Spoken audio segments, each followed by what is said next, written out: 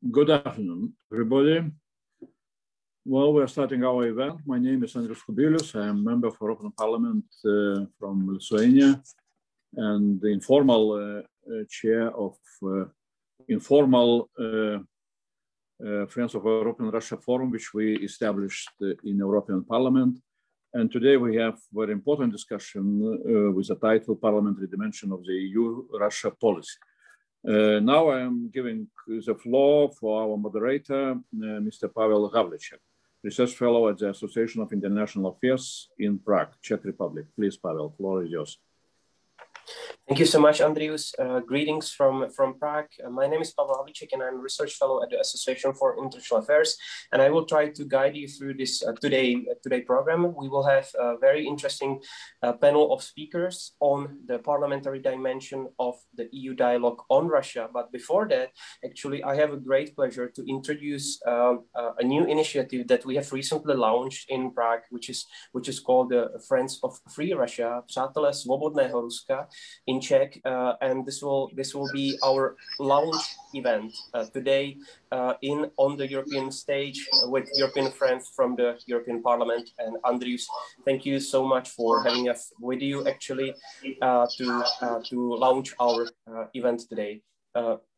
So before I will give the floor to you, Andrius, to give us a few minutes of your speech on the parliamentary dimension of the EU-Russia dialogue, and also tell us more about the EU debate on Russia before the upcoming European Council that will have Russia very importantly on its agenda, and there will be some major reflection on the future of EU policy on Russia. I will also introduce our next speakers. That will be also Mr. Marek Hilšer, a Czech Senate and one of the founders of the Friends of Free Russia from Czechia, and also Mr. Leonid Volkov, who is the chief of staff of Alexei Navalny, a major Russian oppositionist that is actually behind the bars illegally and illegitimately because of the pressure from the Kremlin's regime.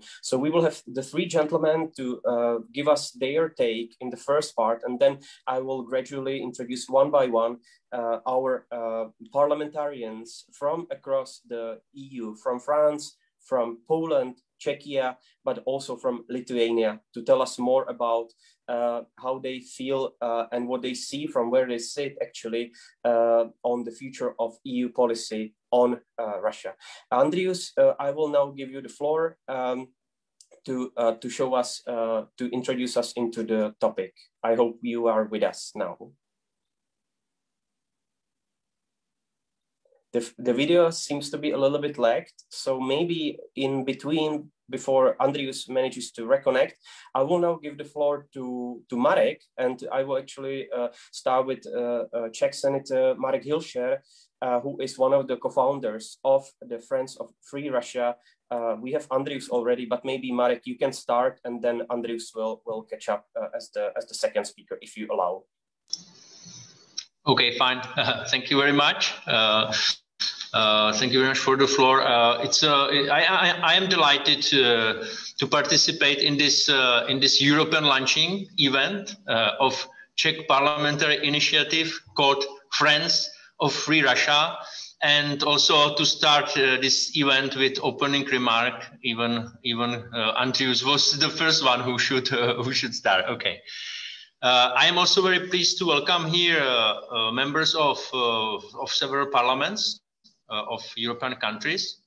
I think it's crucial to debate with representatives from different countries and to share our thoughts and visions how future European Union policy toward Russia should look like. Yeah.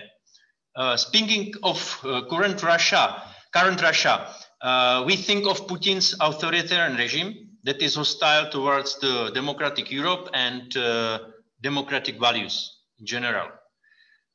Despite the dramatic situation of Russian civil society intensifies with the crackdown of the Kremlin against civil society organization, I am convinced that there are still many Russian initiatives and free citizens who fight in these hostile conditions for freedom and democracy. And I am convinced that it is our duty to speak up and show them that they can rely on our support. Yes, not just because it is right and in compliance with our moral principle, but it is also in a democratic European country's vital interest. It's our vital interest, okay, to support them. Quite often I am being asked, why should we care about situation in Russia? Why don't we care just about our country? Yeah, a little bit stupid question, but it's often. My answer is always quite clear.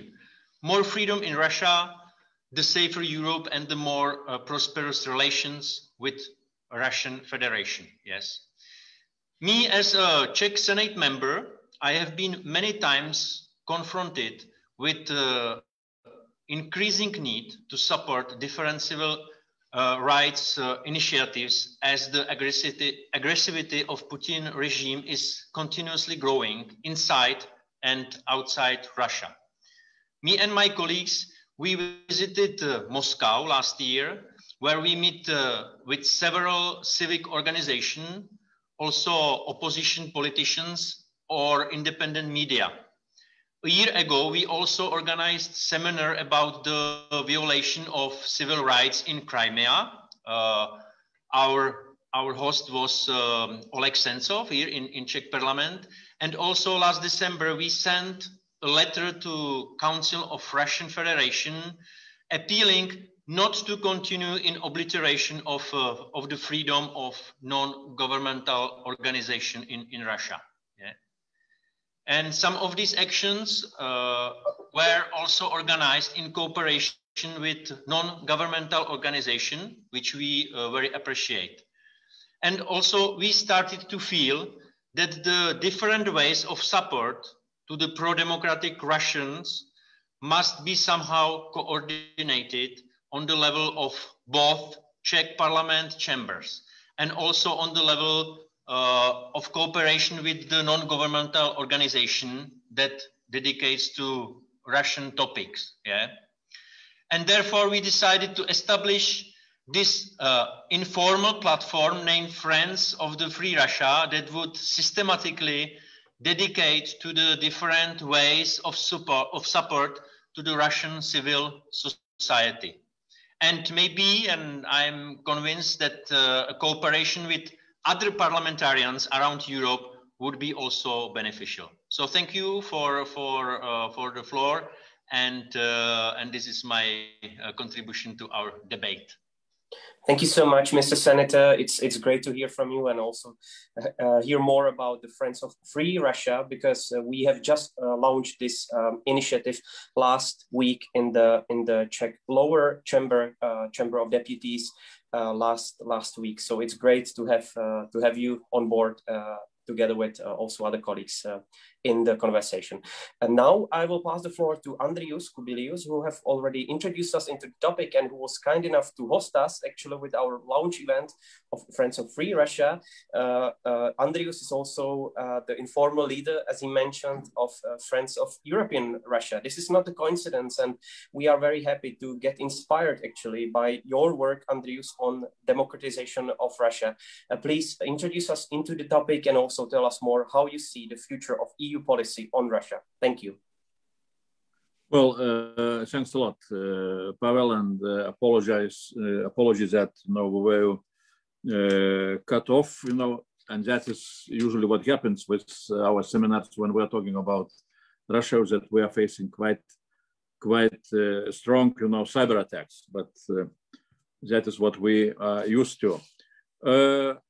Second, of course, congratulations to Czech Parliament, on establishing this informal platform, Friends of Free Russia.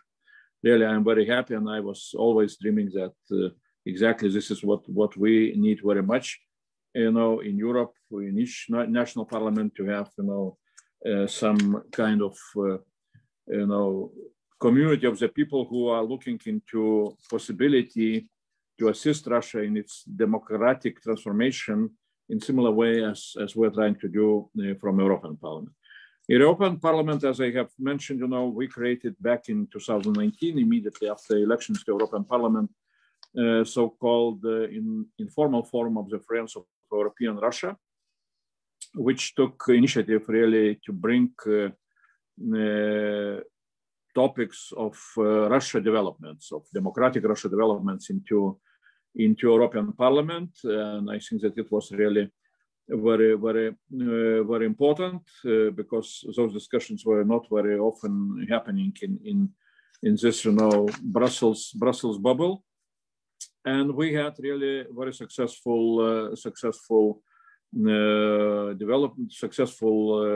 forums,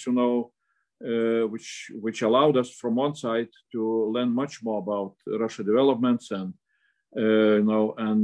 a lot of different leaders of democratic Russia, most prominent leaders, were taking part in those seminars, starting from Alexei Navalny, Vladimir Milov, Leonid Volkov, Vladimir Kara-Murza. I can name, all those names which we know from the really very difficult fight for freedom and European way of Russia development.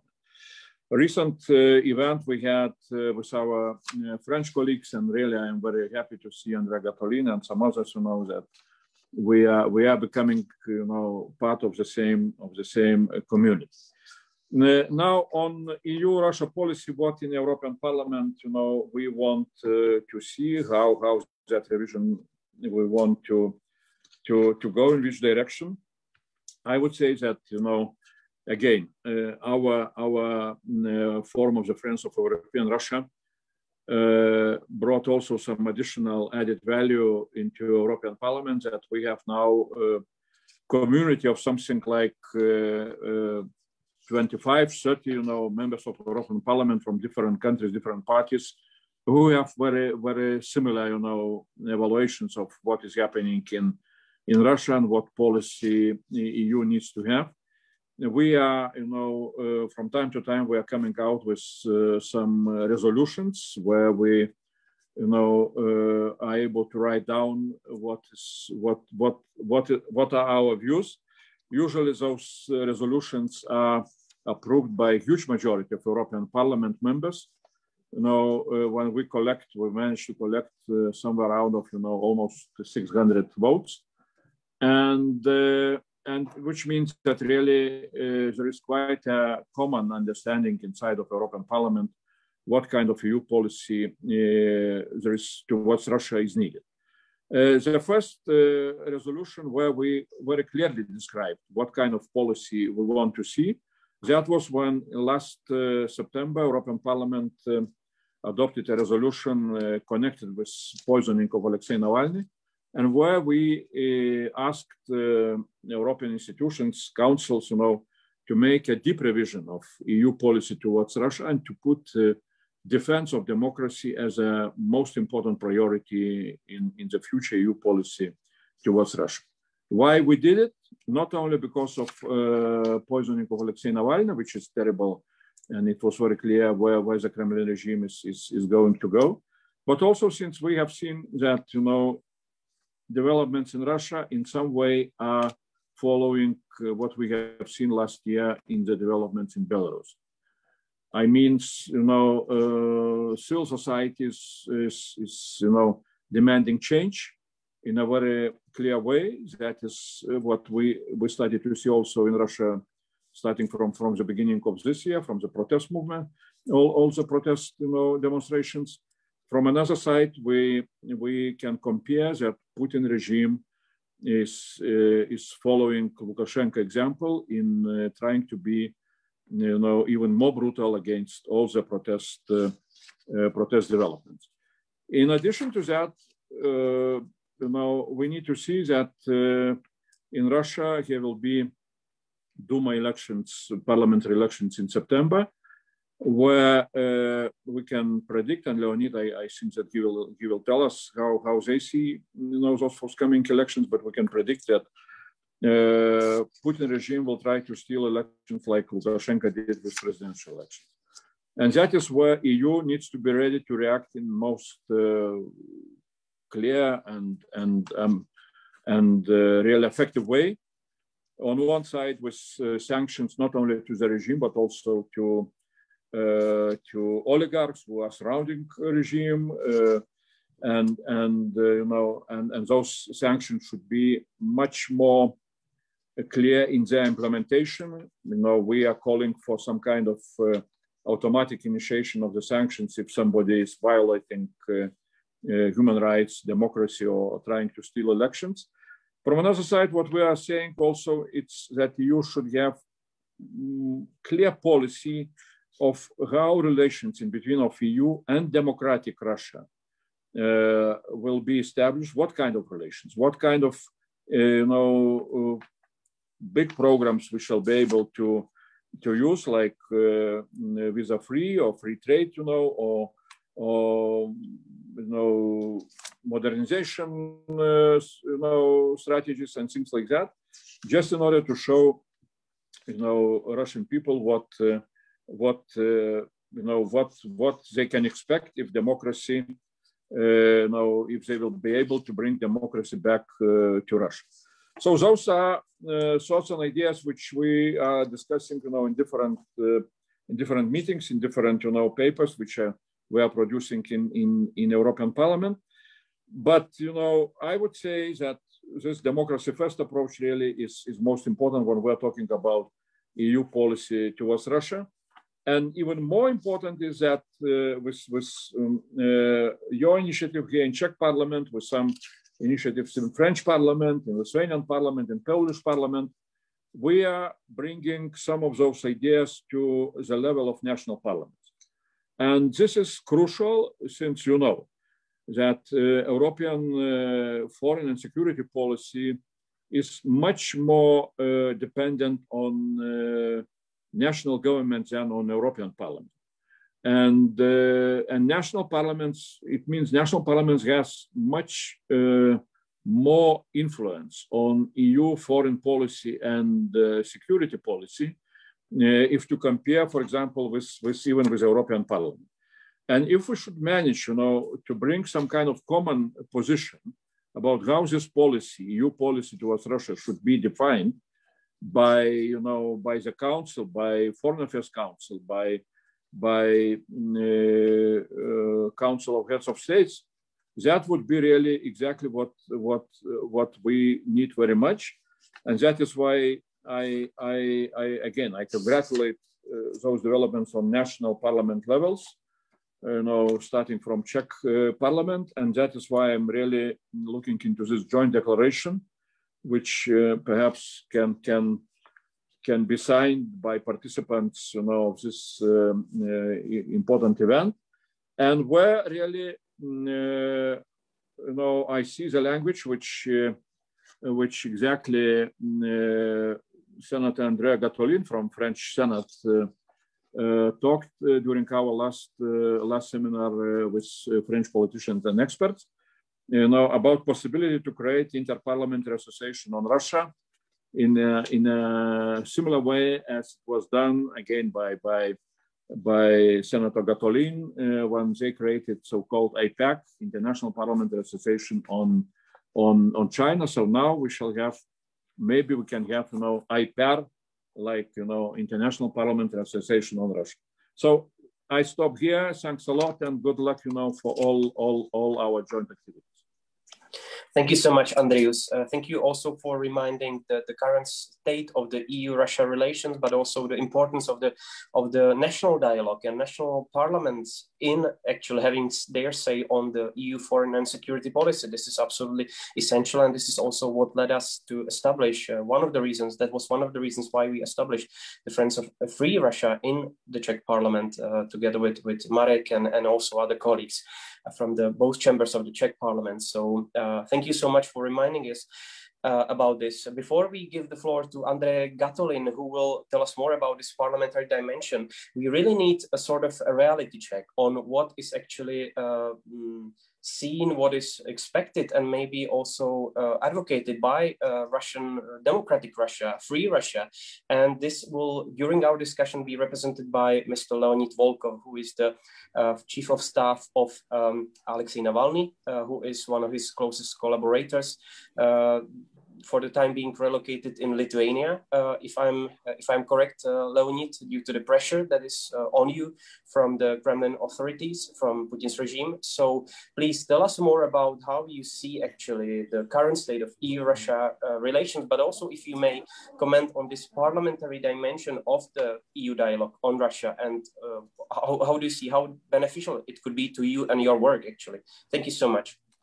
Thank you so much, Pavel, and thank you so much everyone who's now present at this meeting, for taking your time, for being like, for taking care about what's going on in Russia. I completely agree with what Marek said, that I mean, democratic Russia is definitely for benefit of not only Russia but Europe as well. It's very clear that Europe also is very interested to have Russia as a reliable partner, as a just normal European country.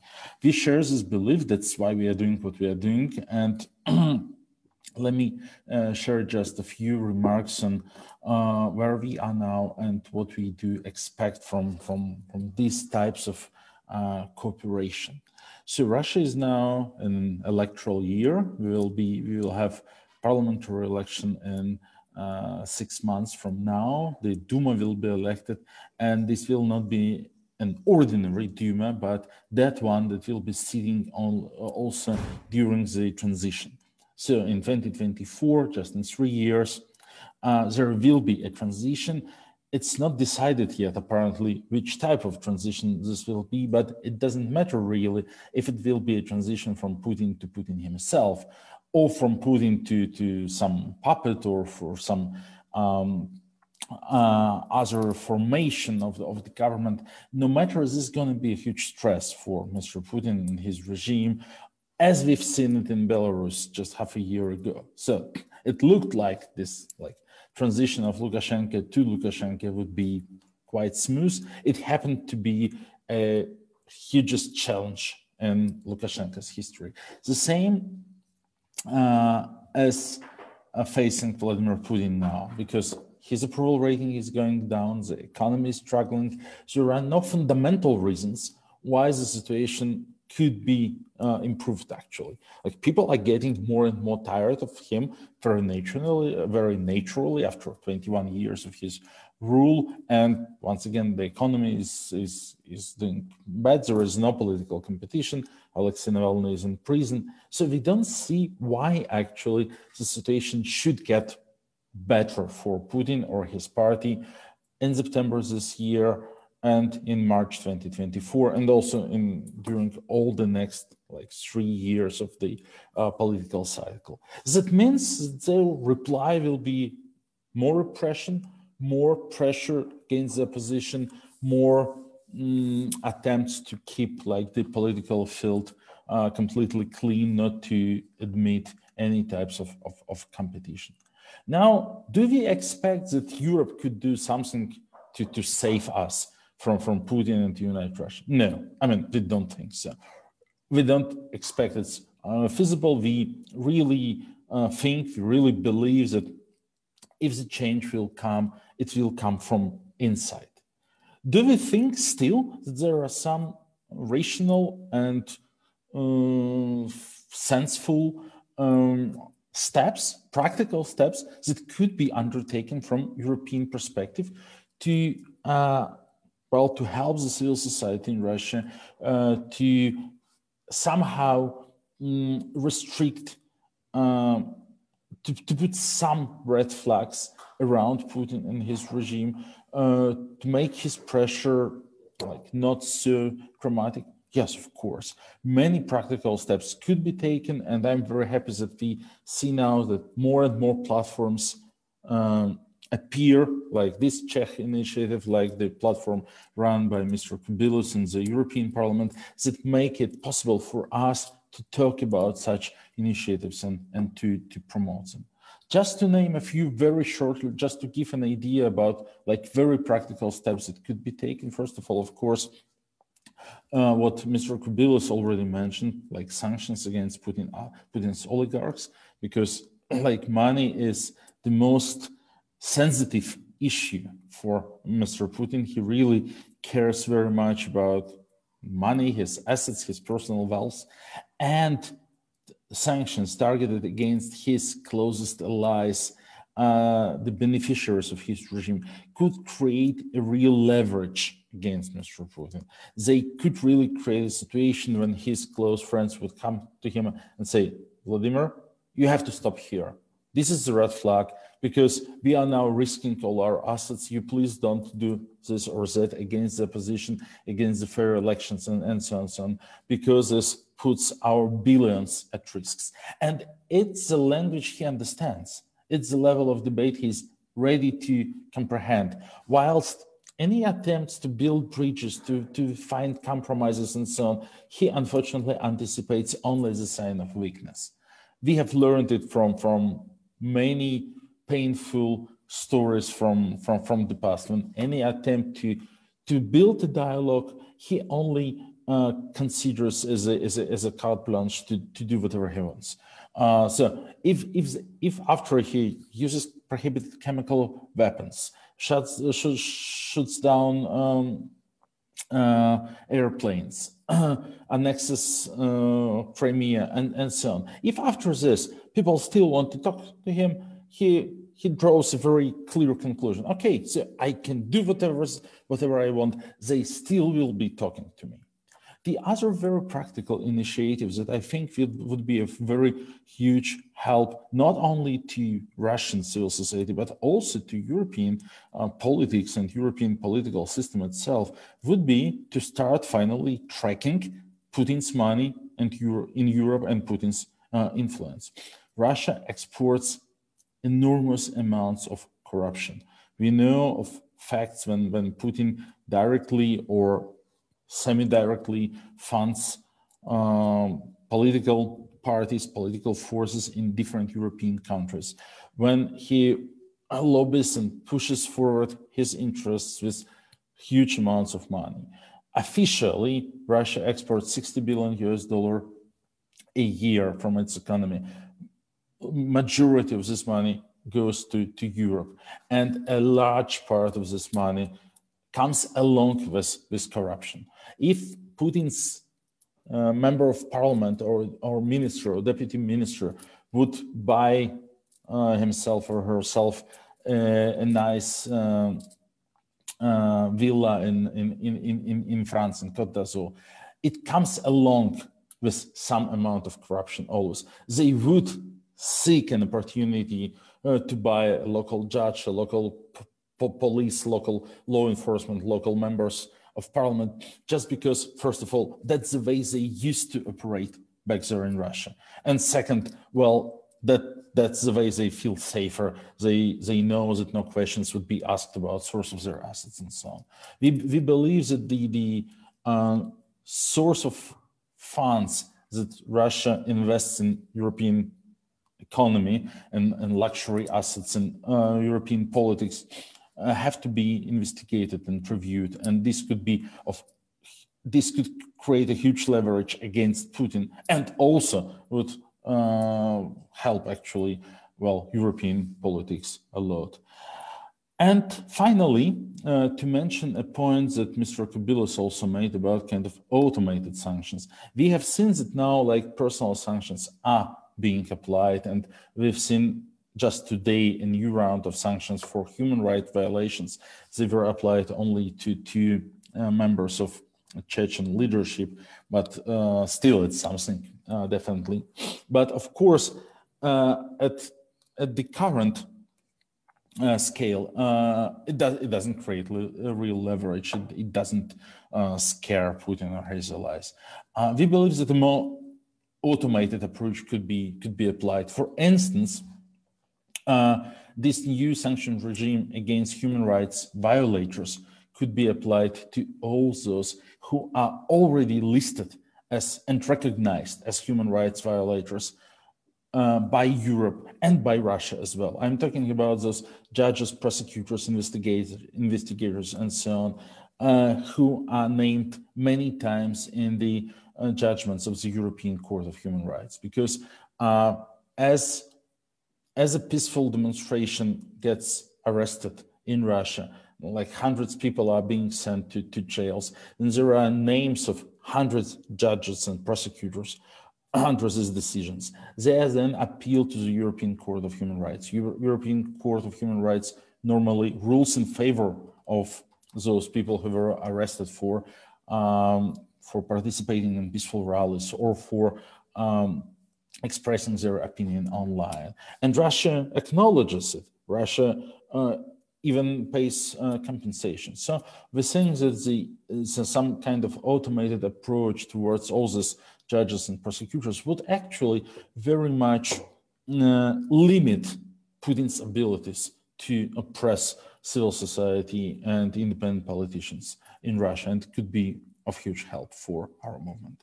This is not an extensive list of all practical ideas. We have more, and we very much welcome that there are now platforms where we could come with these ideas and discuss them. Thank you so much, Leonid, also for reminding us about this softness that is often applied and, in an effort to negotiate, but which leads nowhere, as we saw also during the latest visit of Mr. Borrell to Moscow, where the effort to selectively engage and find out the limits of the possible negotiations with the Putin's regime were, reciprocated with humiliation and just an effort to kick out 3 European diplomats as a response. So thank you so much for describing this and also speaking about this resilience, which we definitely need to step up, especially when you spoke about the 60 billion of Russian investment, many of it, which is basically dirty money, as you described. Thank you so much for this. So thank you all, you 3 gentlemen, for your introductory remarks. We will now officially move into the second part of the debate, which is dedicated to the European parliamentary dimension of the policy vis-a-vis Russia. And here I would like to give the first floor to Mr. Senator André Gatolin, who is the Vice Chair of the Foreign Affairs, Defense and Armed Forces Committee of the French Senate, but also who is the Vice Chair of the EU Affairs Committee.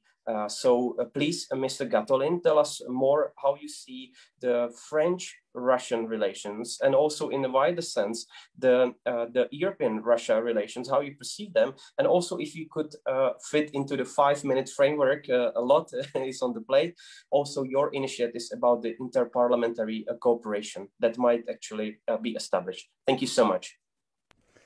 Thank you to all of you, and it's really a great pleasure to speak and to see Leonid Volkov, to talk just after him, because what he do and he does with other people is really wonderful. And it's also a pleasure to speak with Andrius Kubilius, because I think we share many views on the situation. It's true that Russian people can't be freed by outside, and they have to have the opportunity to free themselves. But what is very important is for European countries to understand better that we need a free, democratic, and European Russia. This is the future of Europe is here. It's clear, because we have so many challenges. The fact that the United States are living a little bit outside of the relation with Europe, the fact that China is growing, and the fact you have also the Turkish challenge in the Mediterranean area.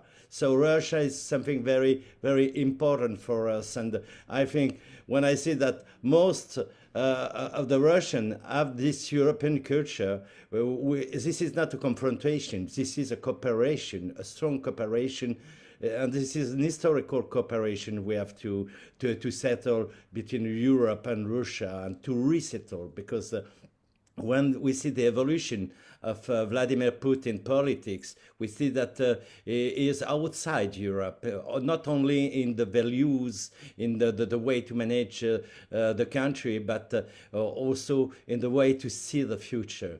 And one thing is very important, that we talk more today in France and in Europe about Russia.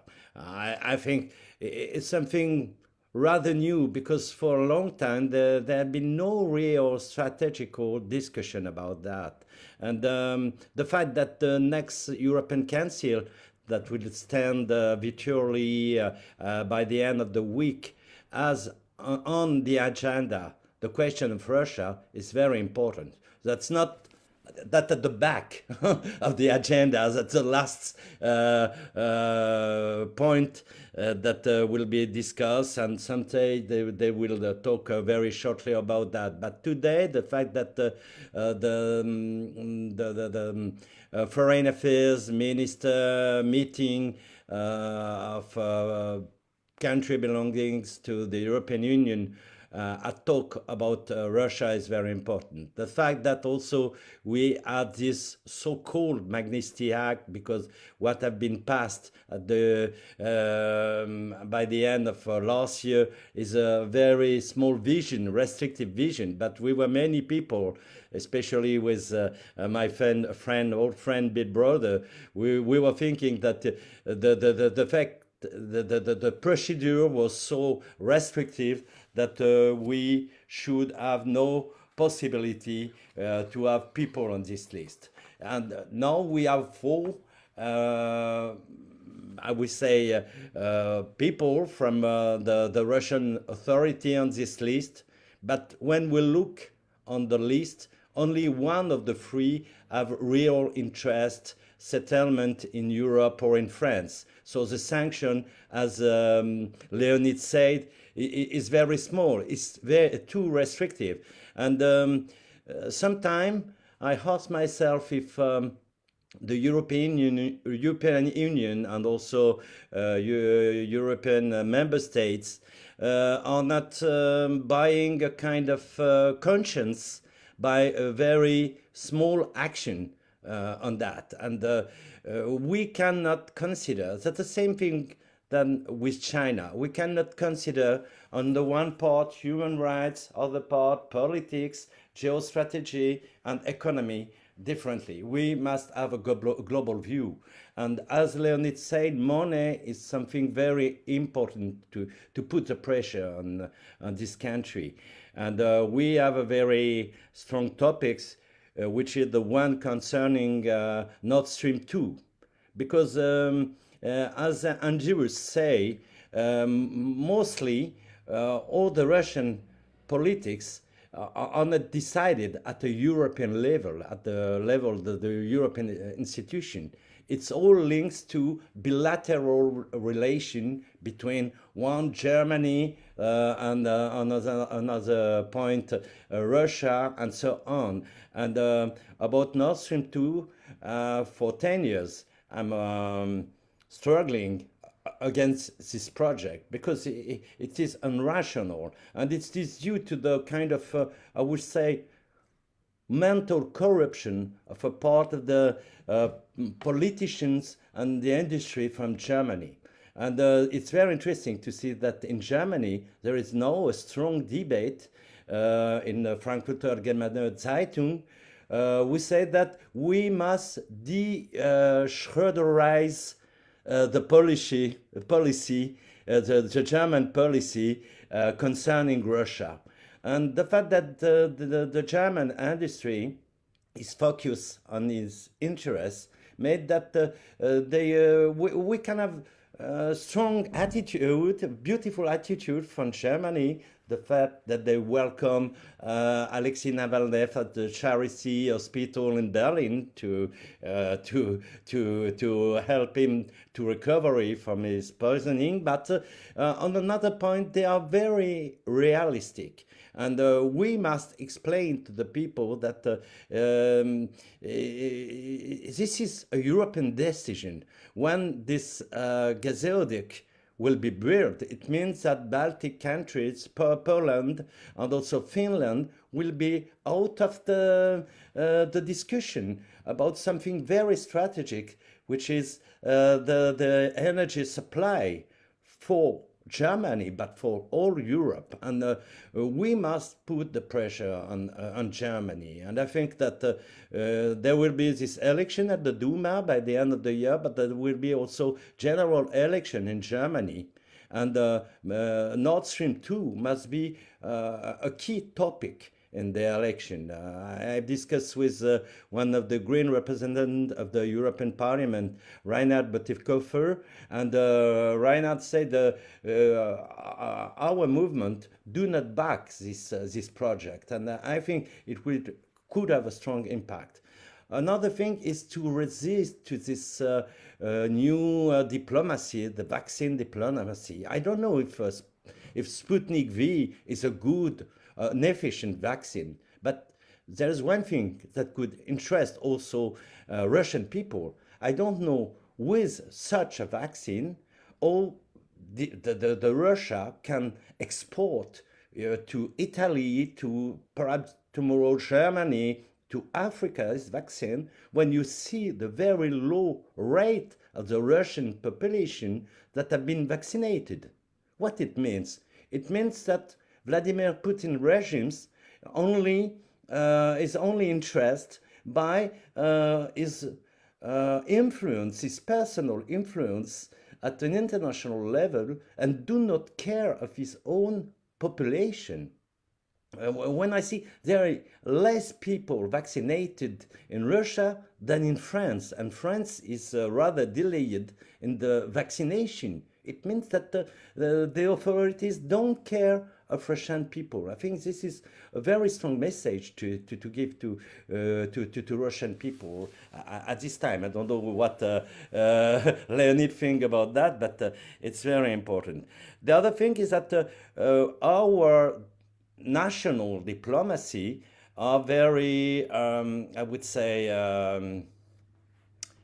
creative, very do not want to engage yourself too much, and that's why we think that it's our duty as parliamentarians coming from various area. It's not something political. It's a transpartisan.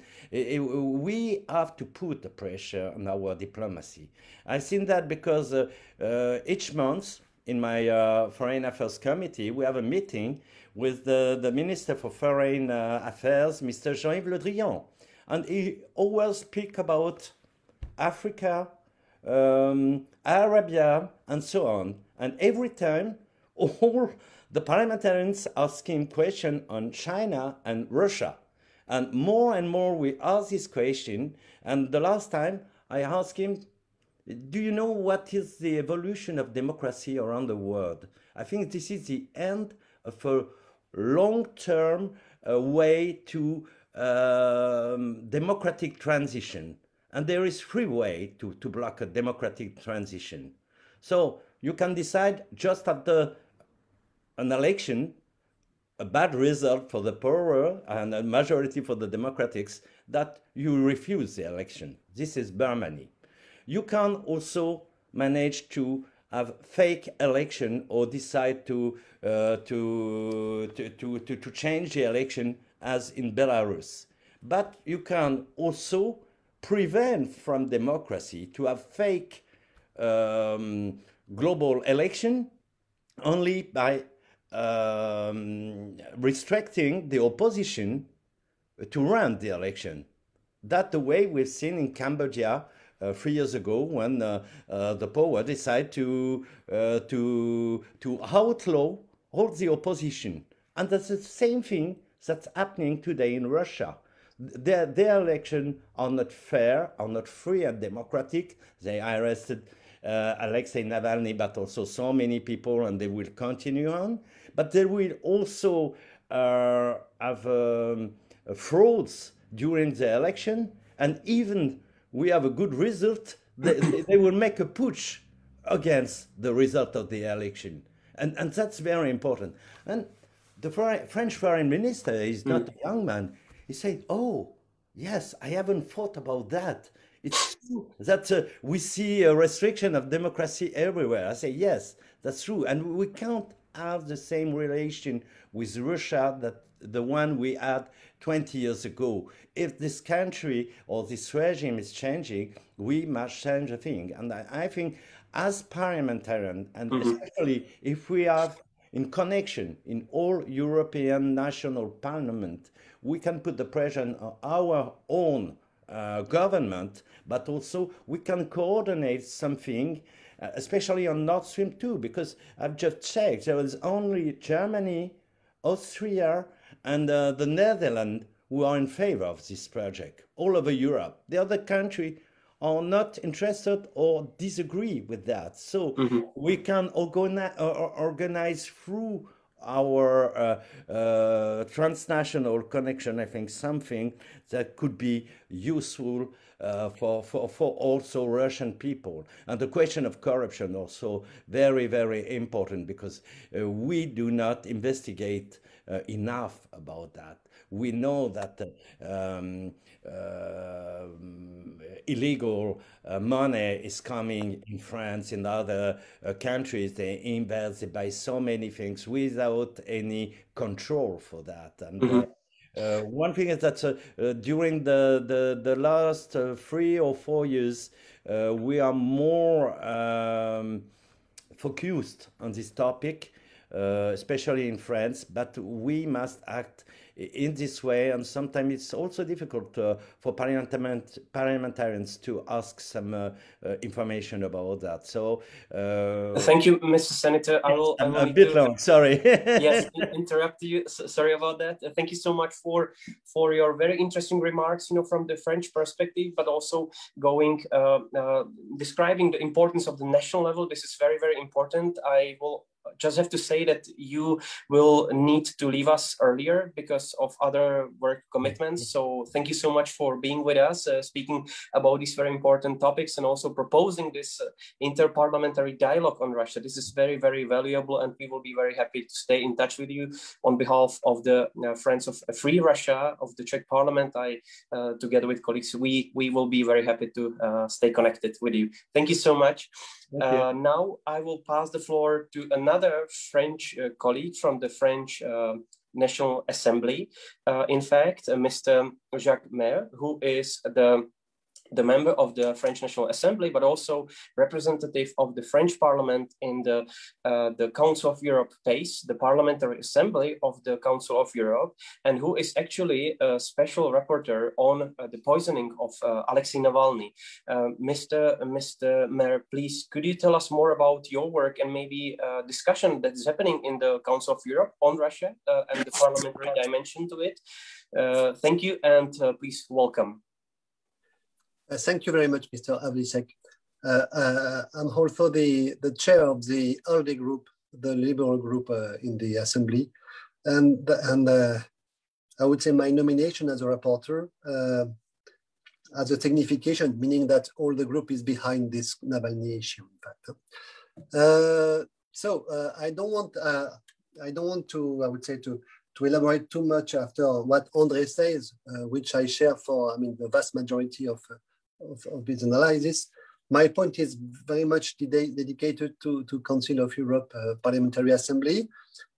We spent a lot of time, even this morning, we were in the Legal Affairs Committee this morning, we are in the Bureau, in the Standing Committee on Wednesday, on Friday, so this is an ongoing topic. So what is important to have in mind is that Russia is considered as an outsider, a competitor, and sometimes I would say a challenger or an enemy from the EU side. In the Council of Europe side, it's by definition is different because it is a member. And the question for us is how to leverage the participation of Russia to the Council of Europe in order to get the most of it. And this is particularly true now because the Parliament, would say, was the first shooter in 2015 when deciding about sanctions against Russia. This was not legally very well founded, as you may remember. This was challenged by the Russians, and the legal councils gave reasons to Russia at the end of the day, saying that if there is a sanction mode, except for what is totally relative to the assembly, it has to be managed together between assembly and committee of ministers. That's why I decided as a reporter to be fully, I would say, in synergy with the committee of ministers, not to go to the traps of, I would say, 2 or 3 years ago, and to be sure that what we do is consistent and is visible, and has, I would say, much less capacities to be, I would say, to be disturbed or condemned by the Russians. That is the first consideration. The second one is, of course, we are talking about a difficult topic because it's we are talking about relevance and redevability of Russia within the Council of Europe, where they didn't show any progress, and even exactly the opposite, as most of you know, and I see friends around the call, in the last 2 years. And there was a kind of paradox, meaning that in many occasions, Russia applied the decision of the European Court of Human Rights, but on petty things. And so they play the game on petty things, and they go, I would say, more and more hard on the real topics. So the discussion we have right now is how is it possible to use, I would say, the mechanism of the Council of Europe in order to make Russia move. So it was the idea. That's why we decided to take our time and to be quite, I would say, sequential. So there are 2 reports now which are under discussion. The first one is about the poisoning of Alexei Navalny. We work on it. It's nearly ready, but we put it aside for the moment because we don't want to mix up all the topics and making the thing unmanageable. And what we want to be for the moment, we want to be useful for Alexei himself. We want to provide him, I would say, a kind of protection. And for that, we focus on detention and arrestation. What we decided is to give room to discussion with Russians, but with a deadline. So what it means that compared to Borrell, so Borrell came, you remember it was a catastrophe. Rick Dems, the chair of the assembly, went to Russia last week.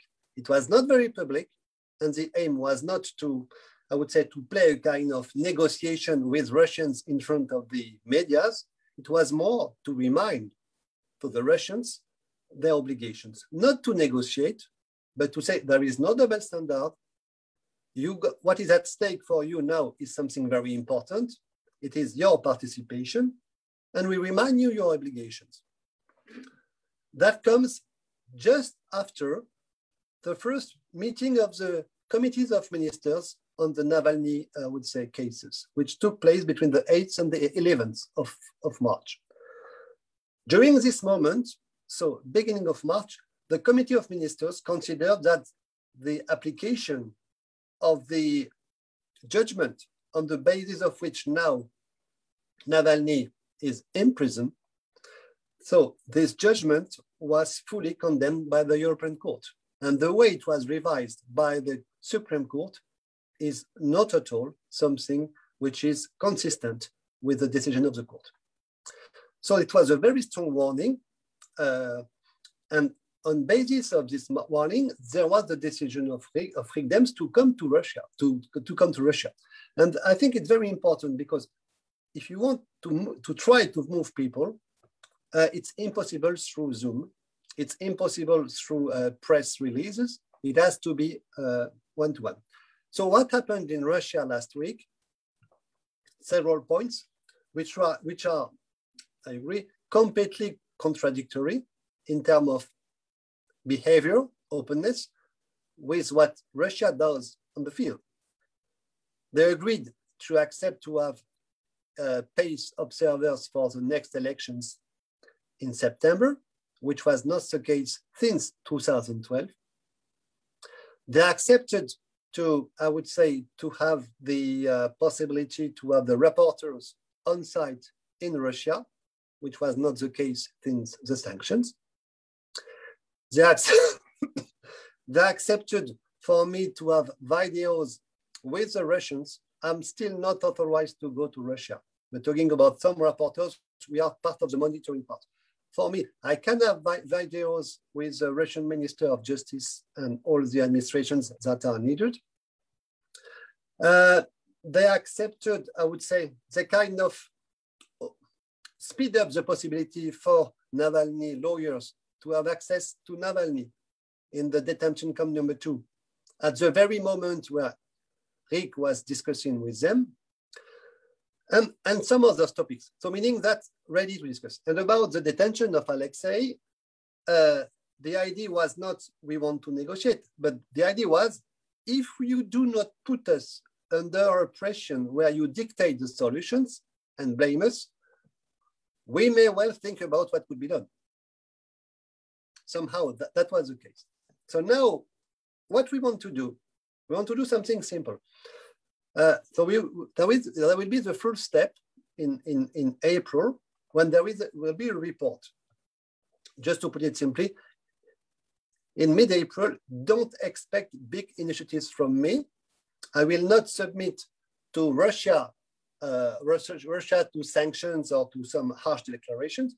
I will build and I will put pressure on the basis on the decision of the Committee of Ministers. Why so?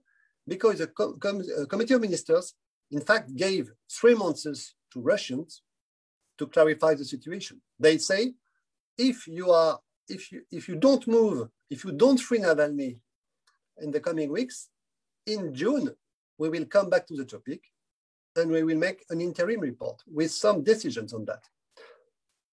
So this is not something which is for the moment not public, but I clearly share with you. April, I will support the Committee of Ministers and I will try to have the support of the Assembly, waiting for the Russians to progress. Beginning of June, Committee of Ministers will do the progress report. And if there is no progress, end of June, session of the Assembly, report from us to recommend to the Committee of Ministers harder measures, of course. And but the ministers, at the end of the day, they have the key to open Article 46.4 and all this kind of stuff. We can propose, but I think it's much more efficient to be leveraged by the Committee of Ministers and then to leverage them in such a time. So this is for the detention, and 1 or 2 words about the poisoning. I think detention is somehow it's a more easy stuff to deal with on the Russian side. Why so? Because if they want to be imaginative, if they want to use their jurisprudence, their legal code, their penal code, they can find ways to release more or less Navalny in the coming months. I don't know if they want to do that, but if they want to do that, they can, and there are many ways to do it. As the lawyers of Alexei know it very well. For the poisoning, I mean, it's more black and white. I've got my convictions due to the support of all the environment of Alexei Navalny, the lawyers. I mean, we've seen many lawyers, many physicians, many experts, many toxicologists, and so forth and so on. We've got a very strong position. So at the end of the day, it will be our say against their say. And I don't know how they will sort out of it. So put it aside, try to improve the situation of Alexei Navalny in the coming months, prove that there is a value in the processes of the Council of Europe.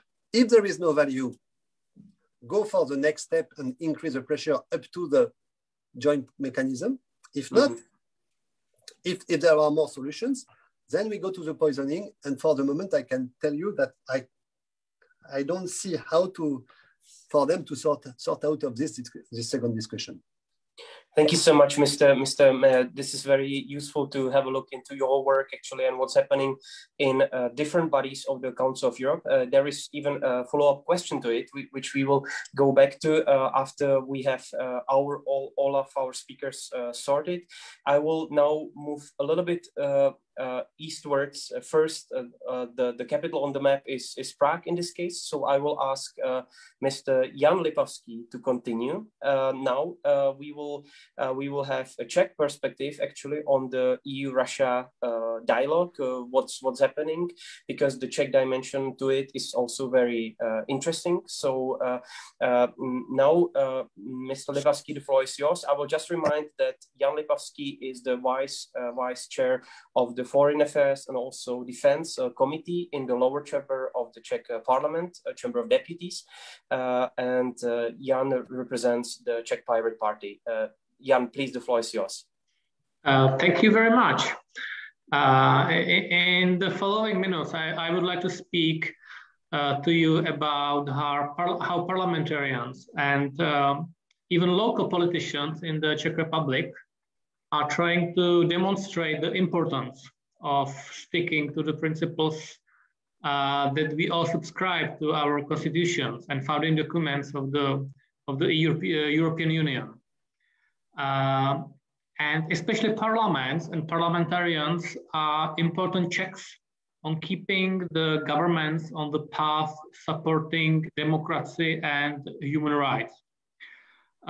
Moreover, true democracy also needs to be done at the very local level, you know, to the people's everyday life.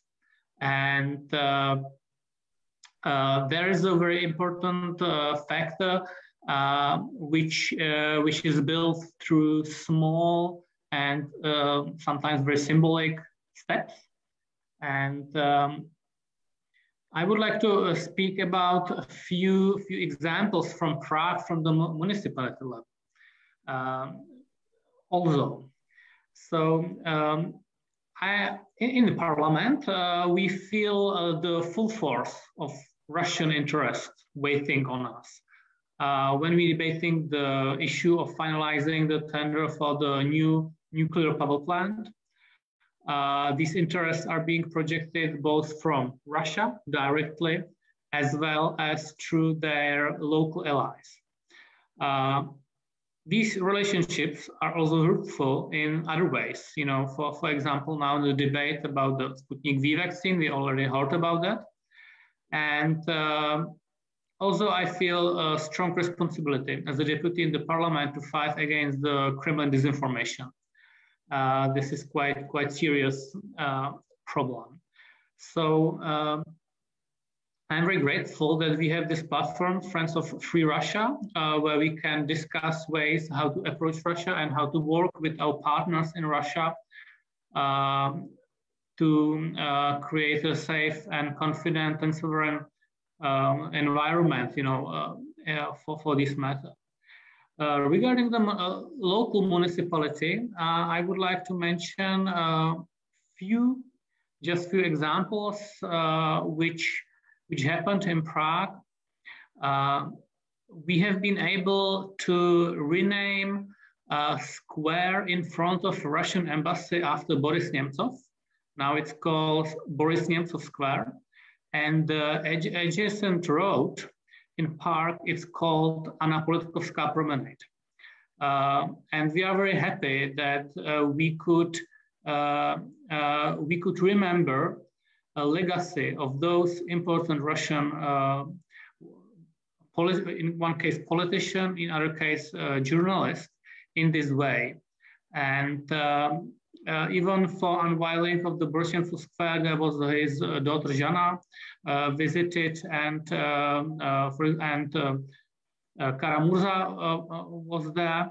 And for us, this is a way how to show solidarity and how to remember those names, because those are people in Russian Federation, in Russia, who worked towards democracy and liberal value as we try to adhere to them in Czech Republic. Prague has also been witness to Russia attempts to rewrite history, and the debate about history, it's a very important part of the whole debate, because now in current Russia, there is no open and free debate about history, and some ideas are being persecuted, and Kremlin tries to project, or maybe he's successful with projection of its own version of past. And we are part of that. Because the way the Kremlin interprets the end of the Second World War and even the beginning of the Second World War is not in the same way as we see it here. And then you have cases like the statue of General Konev, when the local municipality decided to remove his statue and put it in the museum. Russia launched criminal prosecution against our local politician in Prague and made different hybrid tactics. So those are just a few examples of what is going on in Prague, and why it's very important for us to have open and free debate. I would like to also mention that Prague hosts Radio Free Europe, Radio Liberty, which is an important part of media environment, and it seems that it will be more and more important. Currently, Radio Free Europe faces a serious problem in Moscow. Their offices is being threatened, and maybe in some future the closure may happen. So emphasizing and the need for freedom in all senses of the word, be it political or in the sense of journalism, we have this in common. So I wanted to show you that one thing is a big debate about the geopolitics, but in the end of the day, it happens by these specific events, which sometimes you need a lot of courage to do things like rename a square or change statue in your park. Because at that specific moment, all eyes are focused on you, and you have to make that decision and sometimes face consequences. Sometimes it might be quite hard for the politicians to do this decision. So therefore, this platform can be the way how to help them to work with these situations. Thank you so much, Jan. Thank you so much for your contribution. Yeah. It's much valued.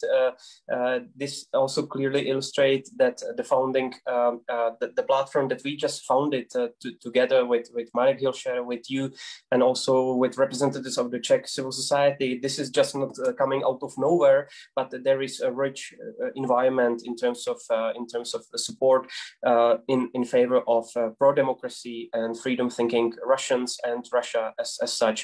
So thank you so much for reminding us also of this local level and also the recent incidents in the Czech-Russian relations, because these are really rich ones.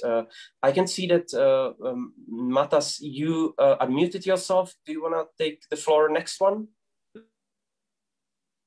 Okay, I'm just waiting for my time, no problem. Okay, because the next one, the next capital that is further on the map, at least from Prague towards Vilnius and Kaunas, is Warsaw, and also so I wanted to go now to Senator Bogdan Adam Klich, who is the chair of the Senate, Polish Senate Committee on Foreign and European Affairs, and also I'm proud to say my former professor at the Jagiellonian University in Krakow. So I'm very happy to have you with us, Bogdan. It's my great pleasure to moderate event in which you are participating also. Mr. Bogdan Klich is also a former Minister of National Defense of Poland. So Bogdan, now I would like to give you the floor and also let you speak about this very important topic of the Polish-Russian, but also European-Russian relations and your perspective on their future before the European Council on this important topic. Please, Bogdan, the floor is yours. just unmute yourself, please. Now it's we can't hear you. Okay, great. Thank you. Thank you very much for this invitation, as well as for this opportunity to listening to all those presentations before, especially those Czech and French presentations, because they had broadened much our horizon for EU-Russian relations. Let me speak not only keeping in mind what is the main topic of this seminar. I'd like to broaden a little bit my own approach and to introduce also the questions that NATO faces right now, especially because of the possible future closer cooperation between both entities. I mean, between the EU on one hand and the alliance on the other hand. When I use the term, my presentation, I will use the term Russia. I will keep in mind mainly the Kremlin, so the ruling elite of Russian Federation, much less Russian citizens, much more those leaders that are responsible for this dramatic change in the Russian politics 20 years ago.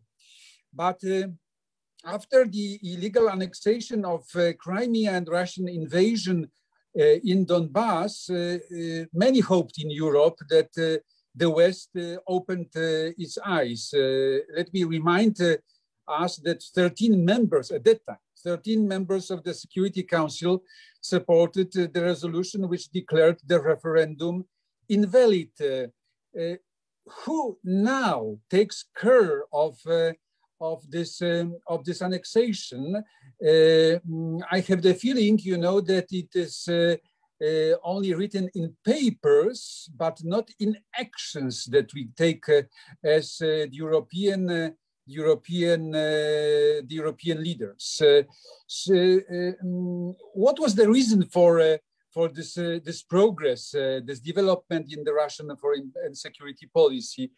For me, it was clear, from the very beginning that it was the idea of transforming Russia from the regional power to the global power, with the ambition of President Putin to reintegrate as much as possible areas, countries belonging before to the Soviet Union, but also to project power to the other parts of the world, for example, in Central Asia, in Southern Caucasus, and in the Middle East. But the presence of Russian troops in Syria and the involvement of Russian military armed forces in the conflict in Syria, it was the good evidence of those ambitions of President Putin. Third remark that I have, it is that with this development in the security policy of Russian Federation, the cooperative model of security that was in practice since the end of the Cold War, paradoxically was introduced into the strategic concept of the alliance in 2010. This cooperative model of security was blown up, completely blown up.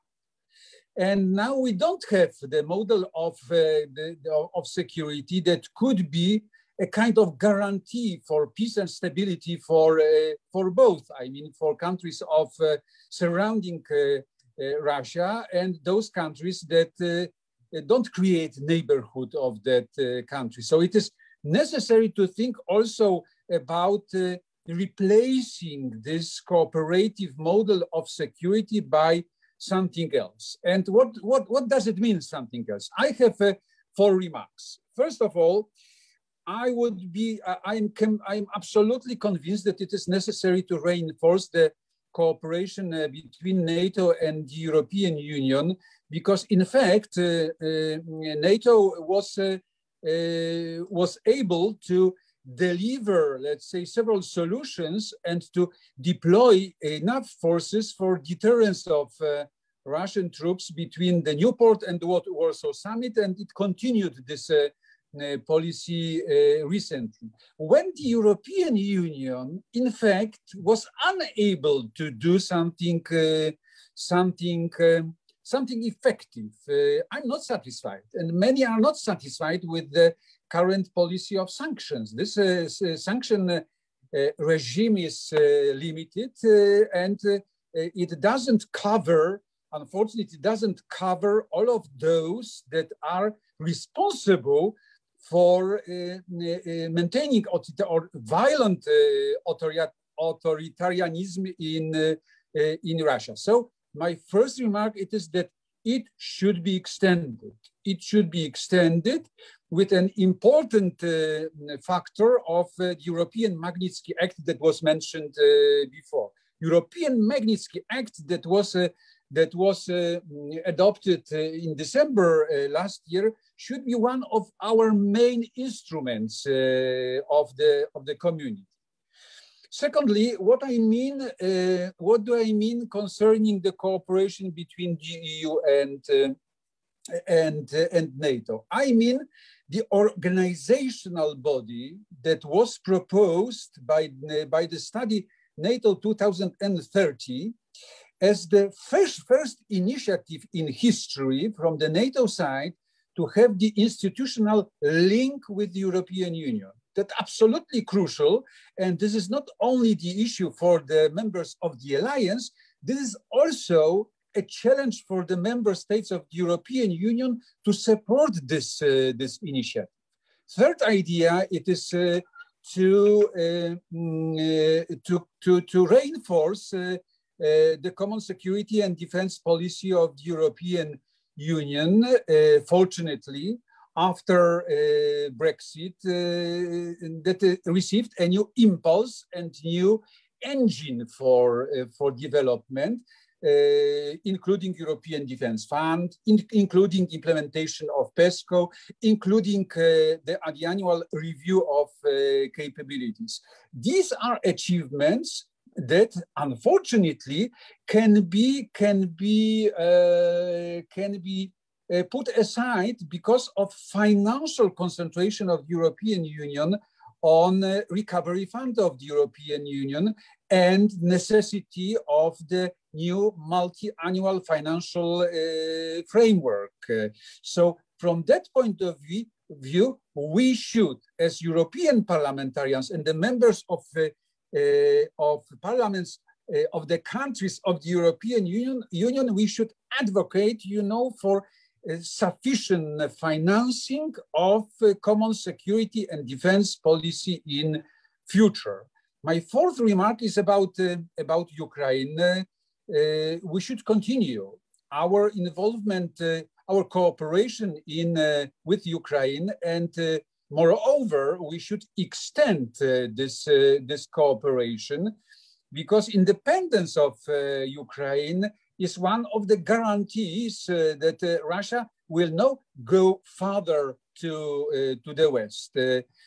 I'm not satisfied, frankly speaking, with the current stage of cooperation between both entities, I mean between the European Union and Ukraine, and I'm pretty sure you know that it should be reinforced.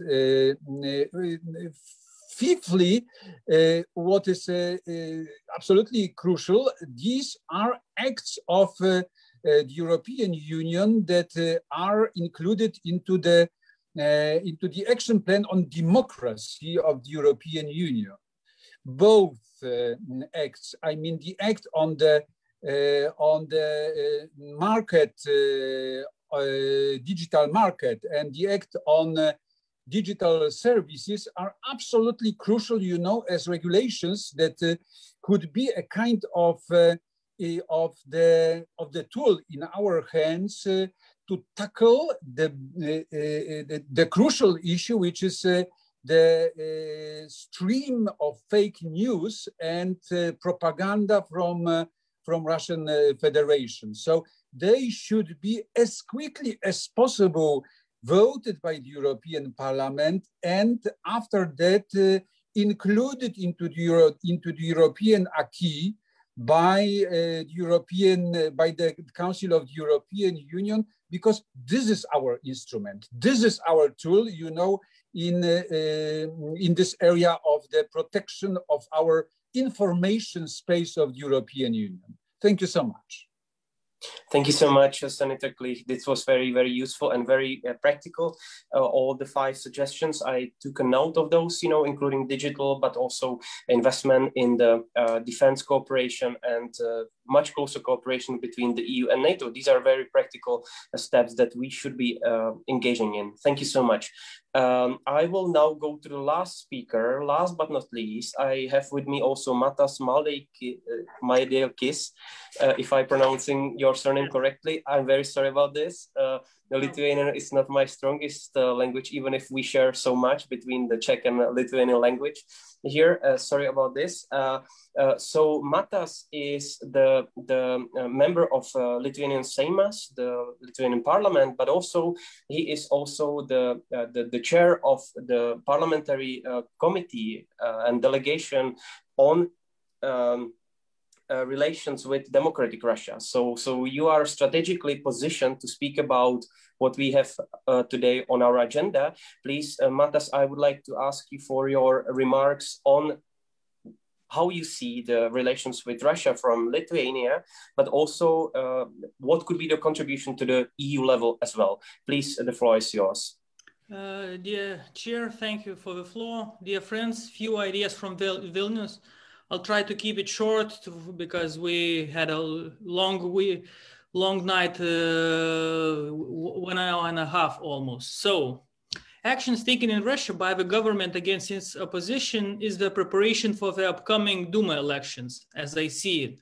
Those elections will set the mood for presidential elections in 2024, maybe even sooner.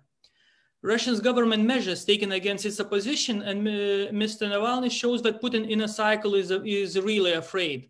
Its monolithic verticality and solidarity are just a mirage in television.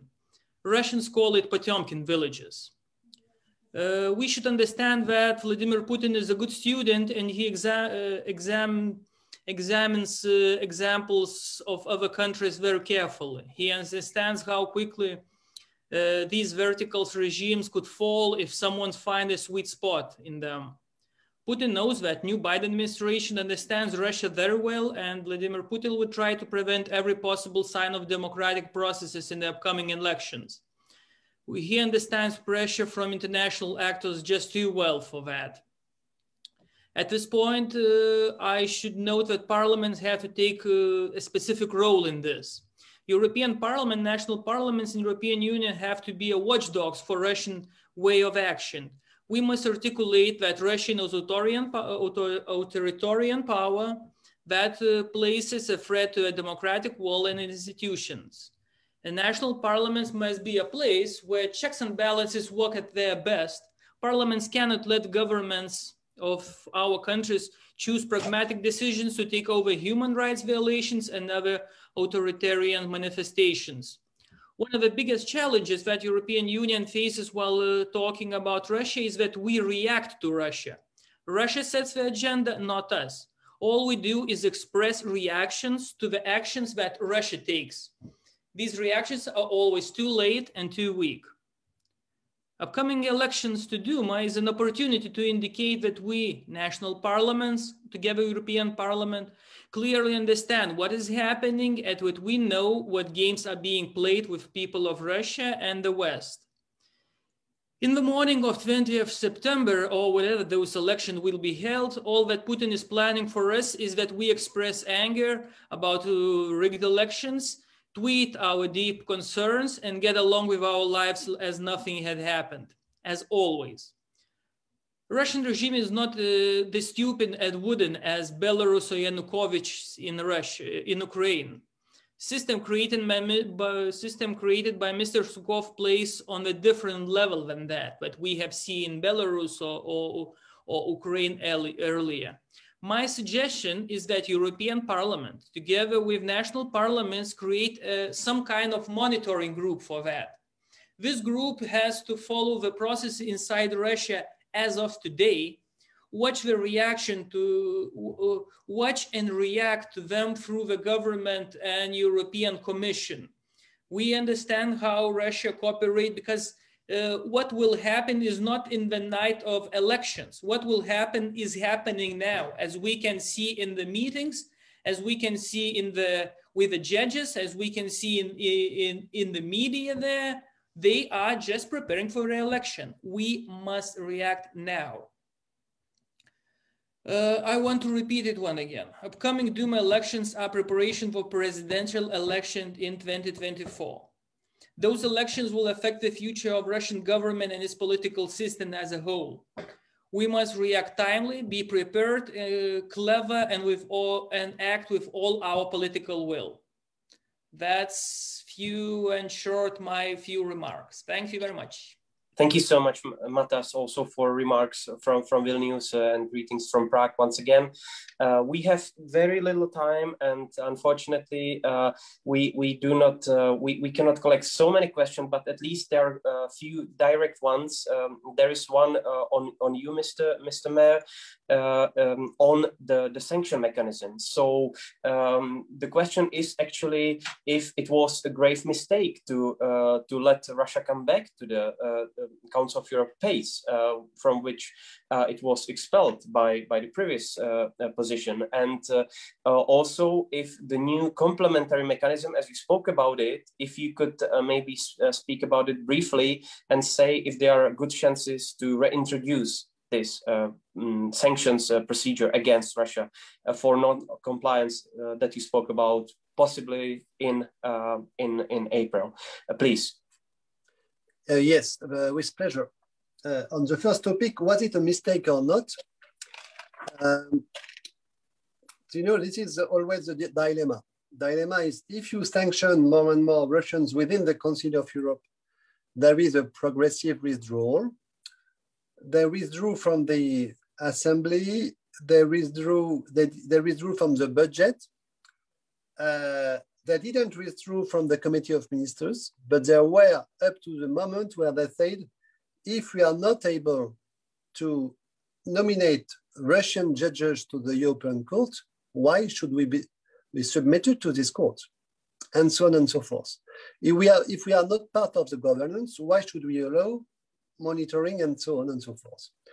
So this kind of to be in the middle of the way was not a positive one. Then we could say two things. First, we don't give a damn. We've been fucked up and let them go away. That would have been possible. That would have for the consequences that you put a cross on it and you do not expect anything anymore.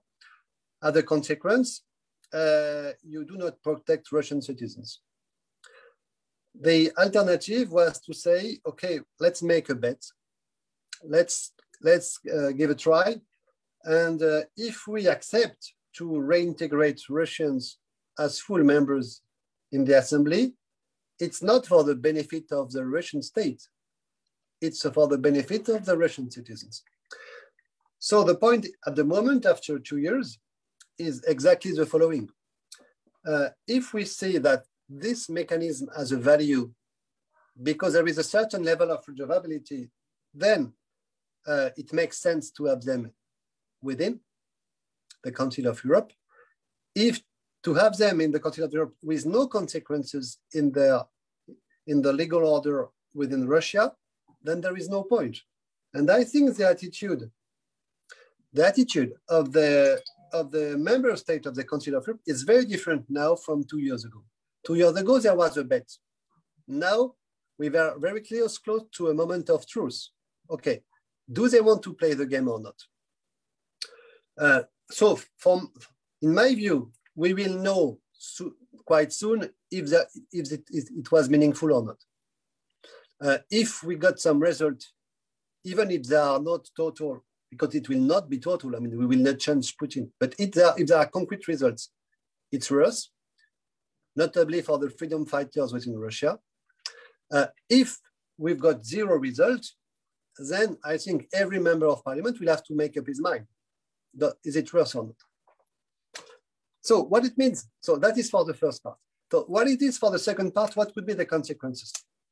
Okay, we can go for, I would say, partial sanctions. It's possible within the assembly. I would say full sanction with general suspension of votes will go back to square one, meaning that it will probably, I would say, be considered from PACE as not willing to play the game of the inter-institutional approach with the joint mechanism. Even if we could do more, and as an example, I proposed on behalf of my group in January that we do not accept the delegation credentials because of those which are listed under sanctions. That would have been an intermediary step in order to send a strong signal. That was not voted by the Assembly. Assembly said, okay, they have to be part if we want them to evaluate.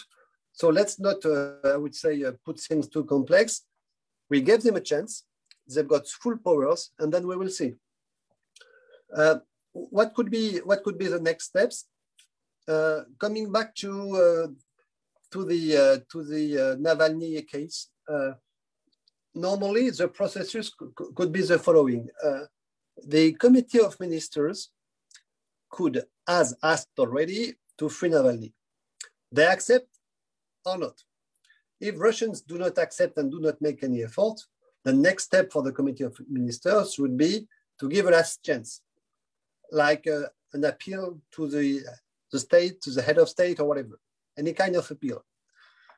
If there is no answer to this appeal, then we may go probably to Article 46.4. What is it? It is to ask the European Court to position itself on the application of its own decision by the Supreme Court. That's a very clear and strong process. In my view, this can take a few months, and probably Kavala, the Turkish, the Turkish, I would say, philanthropist could go ahead. And I think it would be very good for Council on Russia that Kavala could be in this process quite rapidly, because it means now that we will not target first Russia, but there will be another case, which means that we have no double standards. I think it could be a good thing, and it's not impossible. So just to be rapid, if Article 46.4 is implemented, it means that the basis of the decision of the court will be, the basis of the analysis of the court will be presented to the Committee of Ministers. And then the Committee of Ministers will have the possibilities to say to Russia, the implementation of the judgment of the court has been judged as, I would say, illegal. If Russia says, I do not move, then both Committee of Ministers or Parliament, PACE, they can trigger the procedure. During the procedure, it could take, I would say, for me, probably around 1 year. I don't know, but probably. The procedure is co-managed by Secretary General, Committee of Ministers, and PACE. But at the end of the day, at the end of the process, the decision is taken by the Committee of Ministers. Okay, thank you so much, Mr. Mayor. This was very interesting to also hear.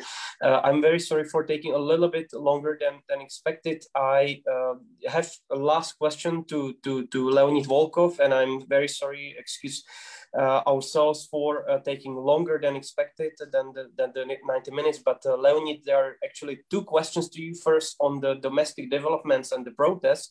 What do we expect in the future months, actually, before in the pre-election times, and what maybe is on your plate in this regard? And then a traditional one to you on some of the foreign policy priorities. Maybe if you could specify, especially of your team, in fact, if you especially specialize on the Georgian vector, because here we have a question from a Georgian journalist, Mr. Tavberidze. So Leonid, please. I'll try to keep it very short. I have to run and be a little bit above time. So the first question about the protest rallies. there will be an announcement very soon, as we promised. Of course, there will be new protest activities this spring, and you have to have a little bit more patience, but the announcement will follow very soon. And we have a very clear strategy, not only for rallies, but for like a huge campaign also like to free Mr. Navalny, which will be announced shortly. As for the foreign policy priorities, well, frankly, the foreign policy priority for us is domestic policy. I mean, we have very limited resources. We are not the government, we are not the state, we are small, medium-sized non-government organization run crowdfunding. And of course, we spend 99.9% of our resources on domestic policy, on participating in elections in Russia, on changing Russia from within, on getting Russia back to normal. So we don't have such a, I don't know, foreign policy department or like someone who's like responsible for foreign policy in our team. We just can't afford this. But the main idea of our activities is getting Russia back to normal, like getting Russia back to the family of European nations, European countries, to reinstate rule of law, and use also bringing the foreign policy back to normal, to complying with international obligations, to getting back to the normal like procedures on the on foreign policy, for instance, to of course to complying with Minsk agreement on Ukraine and everything that Russia has to comply to. So I mean, this metaphoric Russia of the future that we dream about, that it's like the goal of the Navalny movement, is Russia that respects its international obligations and runs its foreign policy based on like full respect. So with all due respect, I can't say like what is our action plan on Abkhazia or Transnistria or Crimea or whatever, but the approach that we will follow, that we will pursue with regard to this very complicated issue will be an approach that one could expect of a like regular European country. Thank you so much, Leonid. This was brief and very concise. As we agreed, I'm giving the last floor to Mr. Marek Hilscher, the Czech senator and one of the co-founders of the Friends of Free Russia, because in the meanwhile, Andrius Kubilius unfortunately had to leave us earlier. So Marek will have the last words actually on behalf of the partners and co-organizers of this event today. And we will then conclude with our discussion today. Please, Marek, the floor is yours. Yes, so dear colleagues, I would like to thank you to all participants for your very interesting topics and discussion. I think that the general point of our today meeting could be that we have very similar ideas. I very appreciate that we could meet with French, Lithuanian, Poland, and parliamentarians. Yes, it's very important, and also our Russian friends, Mr. Volkov. I think it's very important to know that each of us is not alone and that we can cooperate. We discussed several steps that we shall consider, and some of them were symbolic, maybe more moral, and some of them were very, very practical. So I think we took a note, and we will develop our ideas in the future. Yes, and I think that we all feel that we need to coordinate our action on the level of national parliament and to translate these actions to the level of European institution. Yes. I very appreciate that we can get along together, that we are now connected. I think it's very important that we made this contact, and I hope we will keep in contact.